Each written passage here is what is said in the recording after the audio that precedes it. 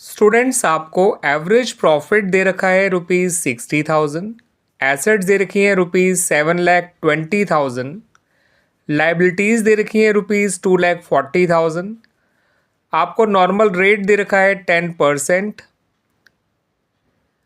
Goodwill आपसे पूछी गई है और ये गुडविल आपको निकालनी है capitalisation of average profit method से।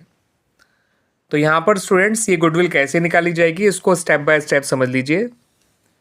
सबसे पहले हमें वैसे तो निकालना होता है एवरेज प्रॉफिट, मगर हमें यहाँ एवरेज प्रॉफिट दे रखा है ₹60,000। अगले स्टेप में हमें निकालना होता है कैपिटल एम्प्लॉयड। उसके लिए हमें एसेट्स में से लायबिलिटीज़ को माइनस करना होता है। तो हमारी कैपिटल एम्प्लॉयड निकल कर आ जाएगी ₹4,80,000। आप एसेट में से लायबिलिटीज़ माइनस करिए, इतना ही आंसर आएगा।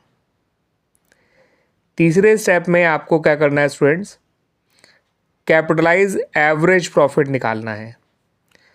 ठीक है स्टूडेंट्स, कैपिटलाइज एवरेज प्रॉफिट निकालने के लिए आपको जो एवरेज प्रॉफिट दे रखा है ₹60,000, इसको नॉर्मल रेट से डिवाइड कर दीजिए, यानी कि 100 ऊपर रखिए और 10 नीचे। इससे आपको कैपिटलाइज एवरेज प्रॉफिट मिल जाएगा ₹6 लाख। चौथे और आखिरी स्टेप में आपको गुडविल निकालनी है।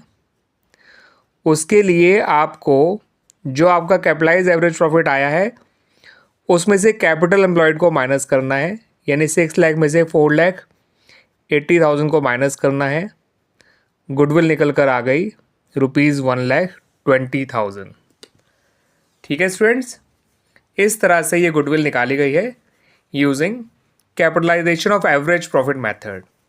पहले हमें निकालना होता है एवरेज प्रॉफिट, फिर हमें निकालना होता है कैपिटल एम्प्लॉयड, या फिर पहले हम कैपिटलाइज एवरेज प्रॉफिट भी निकाल सकते हैं, उसके बाद कैपिटल एम्प्लॉयड निकाल लीजिए, कोई बात नहीं।